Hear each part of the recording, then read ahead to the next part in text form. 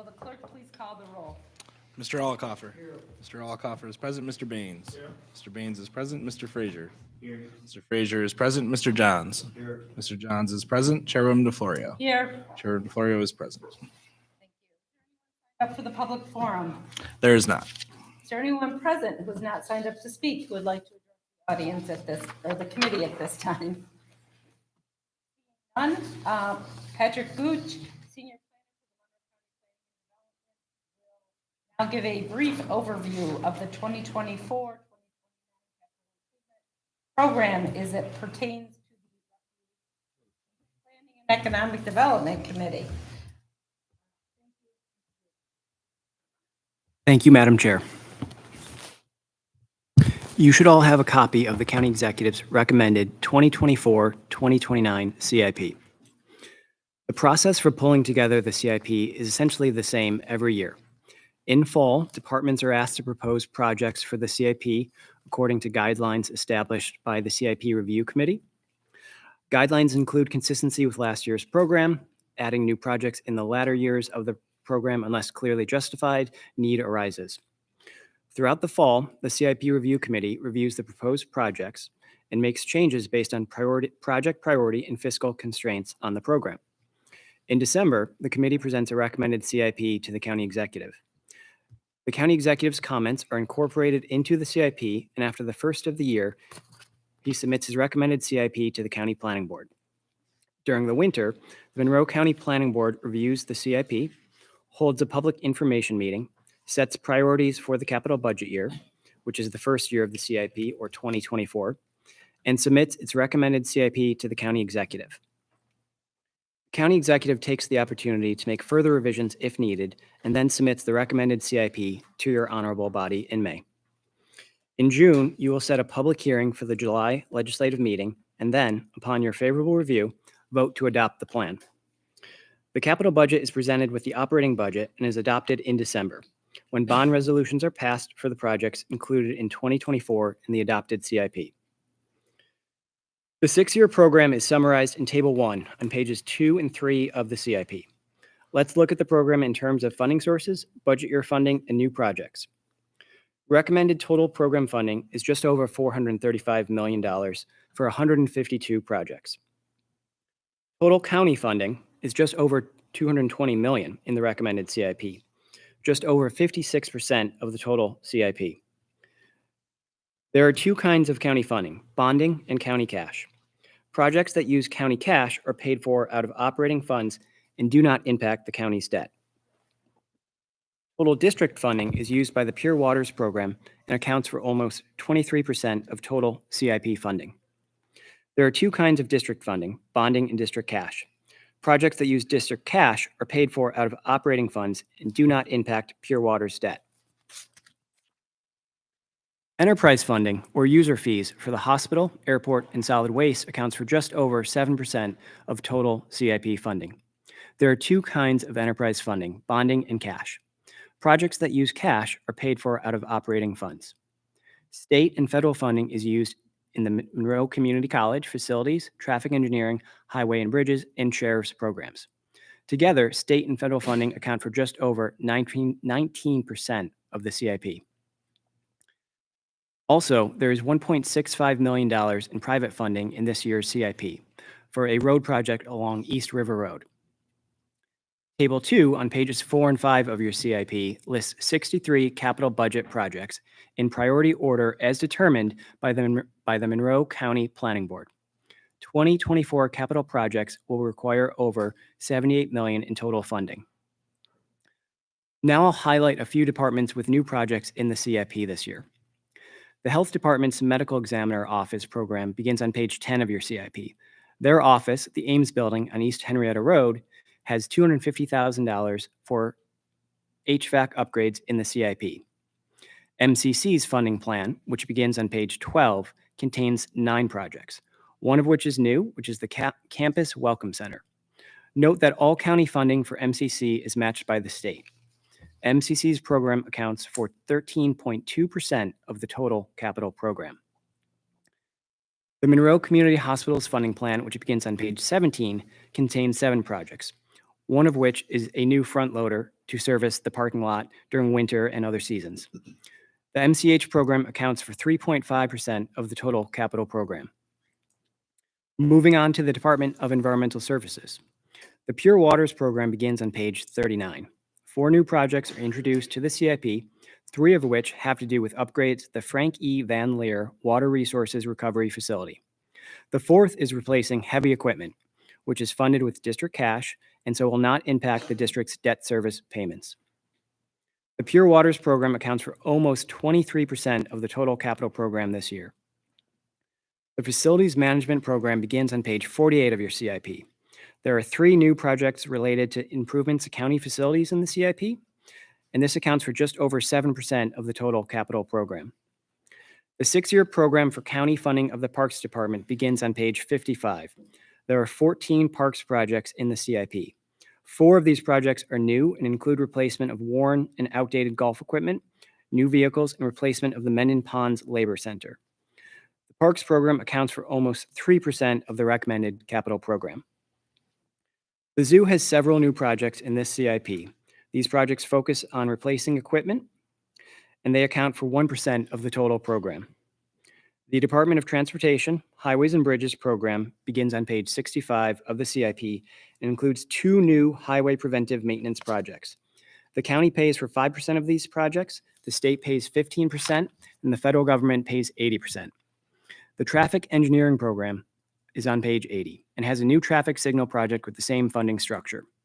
The DOT's program accounts for 22% of the total capital program. The Sheriff's program begins on page 93. There are 9 projects in the Sheriff's program. 1 new project is introduced in 2029, Jail Records Management System. The Sheriff's program accounts for almost 6% of the total capital program. I will be happy to take questions when the committee gets to this item on its agenda. Thank you for your time. Thank you. The next item on the agenda is the approval of minutes. You have the April 24th, 2023 minutes before you. They will stand approved unless the clerk is notified of any changes at the end of the day. The next item on the agenda is new business. Mr. Clerk. Referral number 23-0144, adopt the 2024 to 2029 capital improvement program. By legislator Alcoffer, seconded by legislator Johns. Is there any discussion? Seeing none, all those in favor, please signify by saying aye. Aye. Opposed? Item carries. Next item. Referral number 23-0157, 2023 Annual Action Plan for Housing Community Development in Suburban Monroe County and grant submission to the U.S. Department of Housing and Urban Development. Moved by legislator Johns, seconded by legislator Alcoffer. Is there any discussion? Yes, legislator Alcoffer. Chair, who are the members of the county's consortium referenced throughout the reference package and the 2023 annual action plan?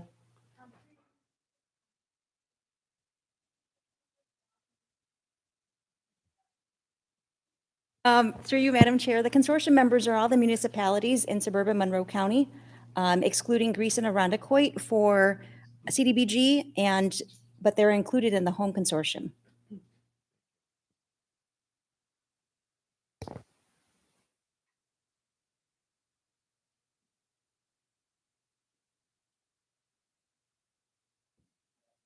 Okay, I'm sorry, I wasn't sure if he was done. Are you done, legislator Alcoffer? Pardon me? Are you done? Yes, for now. Okay, thank you, sorry. Yes, legislator Bay. Yes. Give us an overview of how HUD determines the amount of money that they give to the county, and what data they use, and what segments. In other words, is the data segmented by town or some other metric? Here, we do not have the formula that HUD uses. It's based on low mod census areas, but the exact formula is unknown to us. Madam Chairwoman, so it's a mystery how much money they give us, and we just, it falls out of the sky. We don't have any idea why it's that amount, between 1 year and the next? Through you, Madam Chairwoman.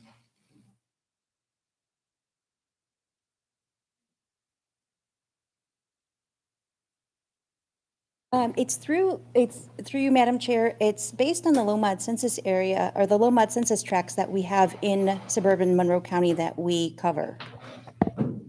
Yes, I was under that impression. Yeah, so it's not the municipality, it's the census tract. That, I'm just reflectively listening. Is that correct through you, Madam Chairwoman? Madam Chair, yes, it's the overall Lomod census areas for Monroe and suburban Monroe County that we cover. To follow up on that through Madam Chairwoman to you, the administration, is there an effort made to align the awards with the need? In other words, because the need arises from the aggregate data of the census tracts, going to be areas that are of higher need, areas of lower need based on their wealth. These numbers that we're looking at in the proposal, are they proportional to the contribution made by these particular geographic sectors based on their level of poverty or need? Through you, Madam Chair, each municipality submits their own application, and we look at the census tract that the project covers, as well as the number of people that would benefit from the project within that census tract, how much each municipality requested. So in order to, through you, Madam Chairwoman, in order to discern that, you have municipalities asking for a certain amount of money, but the county itself is making the decision as to which municipality to award money to based on their request and which not to. Can you explain a little bit what the criteria is for, say, a township asking for 200 and we decide as a county to fund them 50, as opposed to another municipality asking for 100 and we as a county decide to fund them with 100? How do we make those distinctions is my question.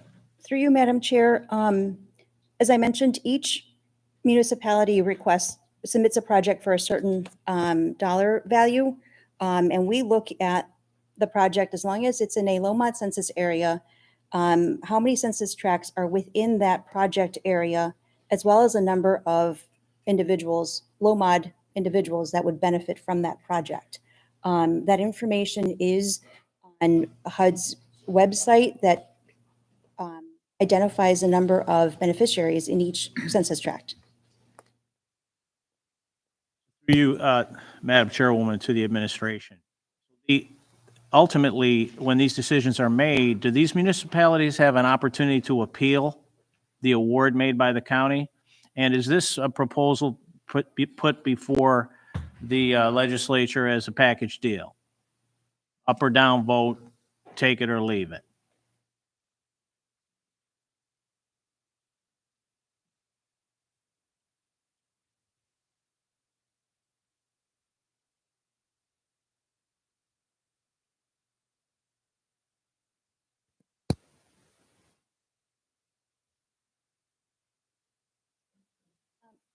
You, Madam Chair, we do weigh all of the factors that you mentioned and look at each project. They're not just municipal projects. We have set-asides for the home improvement program as well as other projects that we fund with CDBG funding.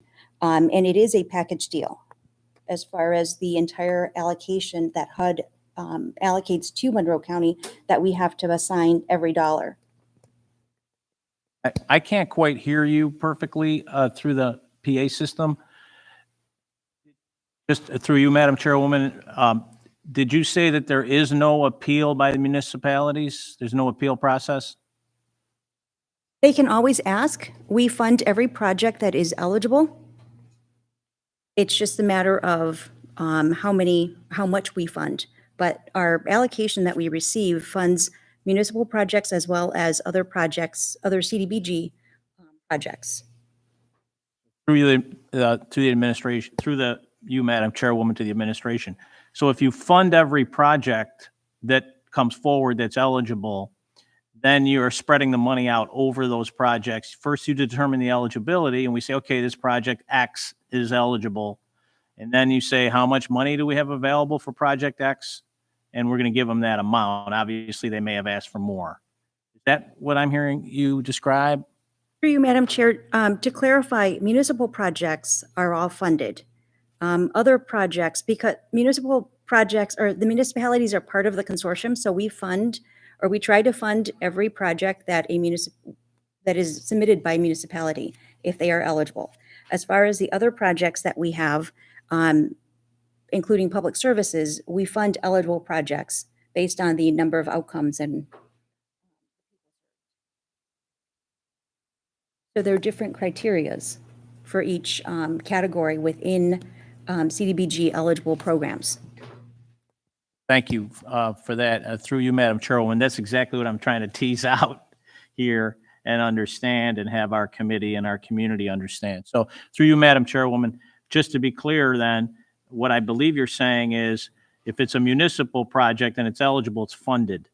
But the committee apportions the money or rations the money based on what's available. You're not necessarily funding the entire amount they're requesting, but they're going to get something for the project if it's eligible. Is that what am I hearing that properly? Through you, Madam Chair, we receive an allocation, a specific allocation from HUD, and every dollar has to be allocated. I understand, through you, Madam Chairman, I absolutely understand that. So you have a pot of money and you give the entire pot out. What I'm saying is you're spreading that money out based on how many projects come before you, so you can't fully fund them. I don't think I'm not asking a hard question, I don't think. Maybe I'm not being clear. Through you, Madam Chairwoman.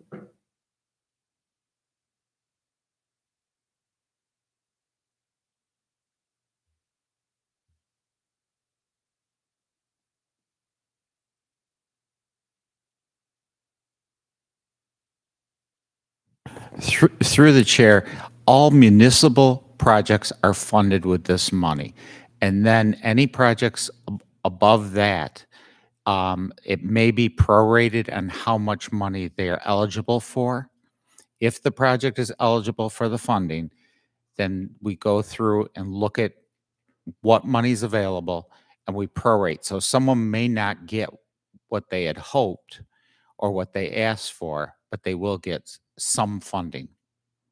Does that answer your question through the chair? Can I interject a question that maybe will help clarify? Absolutely, Madam Okay. Chairwoman. To the administration, you fund every municipal project until the money runs out? Would that be a better?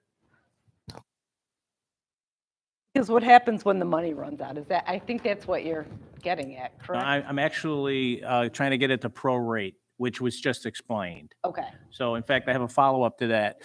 So because we prorate, is there an incentive for the municipal projects to ask for more, assuming they're going to get a prorated amount that's less? And how does that work if the project, if they're accurately estimating it, they have to kick in the rest of the money, the local municipality, because that we say gave them 60% of the actual cost? Is that how that works through you, Madam Chairwoman?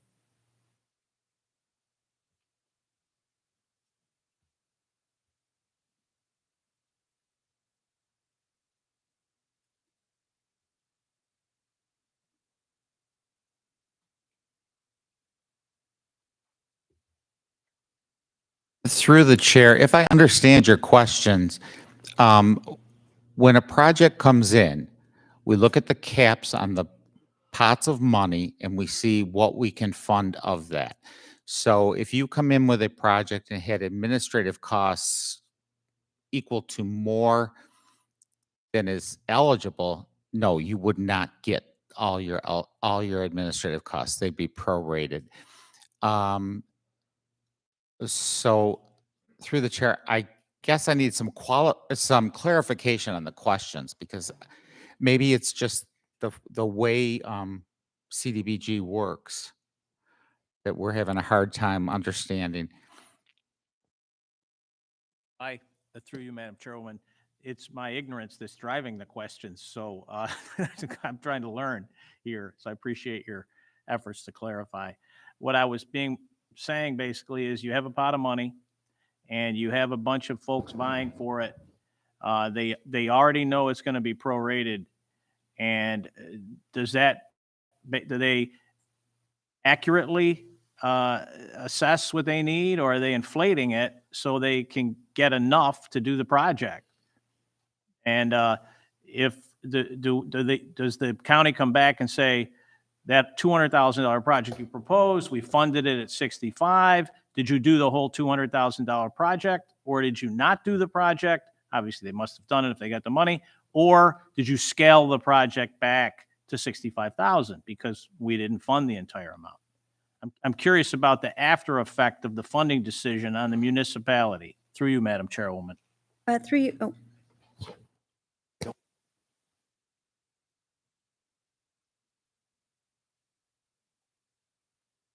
you, Madam Chair, so with CDBG, there are caps on public services and administration funds. So we deduct that from the overall.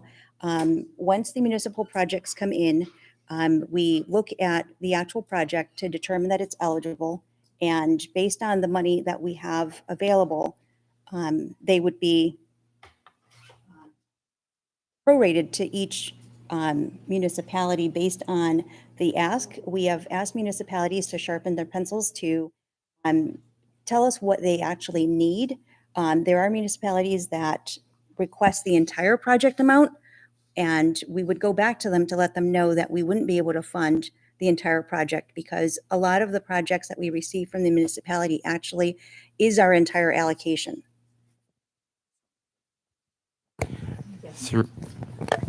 Madam Chair, if you could hold on one second.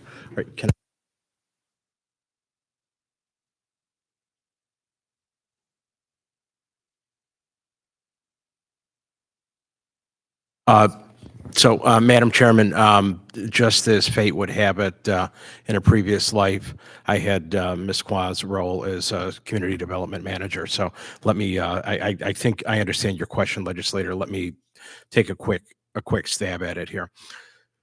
So they have cost estimates that come in as part of a project, right? Not to rehash all of this. There's a certain dollar amount. There's a decision made to try to fund all of the projects to some degree or another. It's a consortium. We want the members of the consortium to be glad that they're part of the consortium. So there is sort of a balancing act with that.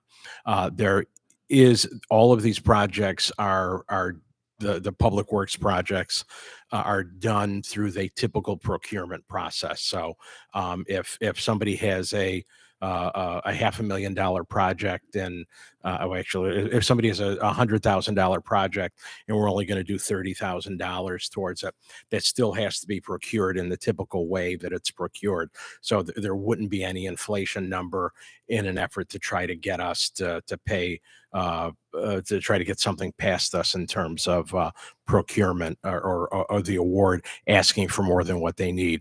And then also there is an individual there. There are a couple of individuals in the community development division that actually go out and monitor these projects. So there's or at least when I was there, and I would assume this is still the case, there's somebody who actually goes out and is a project inspector, and he goes out to the various projects in the different parts of the community and will review those projects, just make sure that everything's in compliance.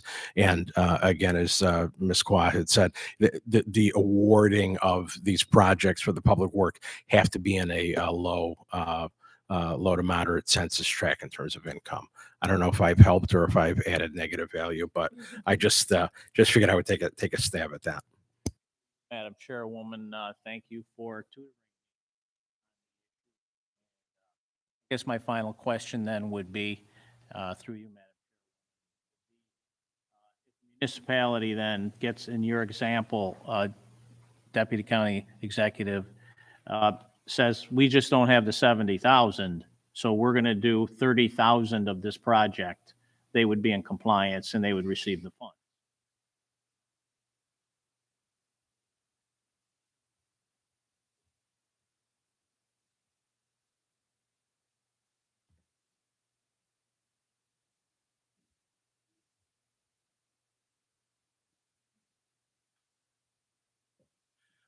Through you, Madam Chair.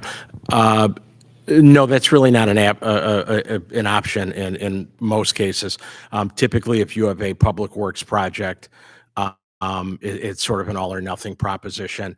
And again, I think, and again, I worked in the town of Greece and we weren't part of the consortium, but we had public works projects that were tied into the CDBG. We had a road program or a project program, and at least in Greece, we viewed those dollars as a supplement to our overall DPW program. And I'm pretty sure that that's the way it works in a lot of these other municipalities. There's not if you have to do roads and gutters and sidewalks, it's sort of all or nothing. And again, I would think, and again, I just had a quick conversation here with our team. Those are not, there really hasn't been an issue where people didn't get full funding and then they didn't do the project. So I think in a lot of cases, those dollars are a supplement towards their overall program. Any other discussion? I do have a couple questions. One question. So the conversation that we were just having, the questions were specific to the CDBG portion of the funding, correct? Madam Chair, yes. Thank you. And then to the administration, and I know that this is authorization for going forward into next year, but could you give us a rough estimate of what is left in each funding category for this year? Madam Chair, we allocate all of the funding, so there's nothing left. And I'm sorry, maybe I misspoke. So not the CDBG funding, but the home and the ESG programs, because those are allocated by request, correct? For you, Madam Chair, we allocate all of our funding, CDBG, home, and ESG. But the home and ESG are done by sort of application by the homeowner, correct? No, the home improvement program, we have a set aside for CDBG and home funding to administer the home improvement program.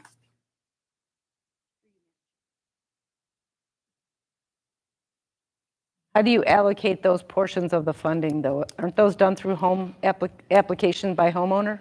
For you, Madam Chair, yes. It's a rolling process. Applications come in, we commit those funds, but some of the projects take months to complete, from application approval, review approval to construction. But all of our funds have been committed to homeowners in the pipeline. For the current year, so there wouldn't be new funding in the pipeline until August. Correct. Through you, Thank you. Madam Chair. I guess that was my question, so sorry for the roundabout path I took. So thank you. Any other discussion? Seeing none, all those in favor, please signify by saying aye. Opposed? Item carries. Are there any other matters to come before this committee? There being no other matters, the May 22nd, 2023 meeting of the Planning and Economic Development Committee stands adjourned. The next meeting of the Planning and Economic Development Committee will be held on Monday, June 26th, 2023 at 5:45 p.m.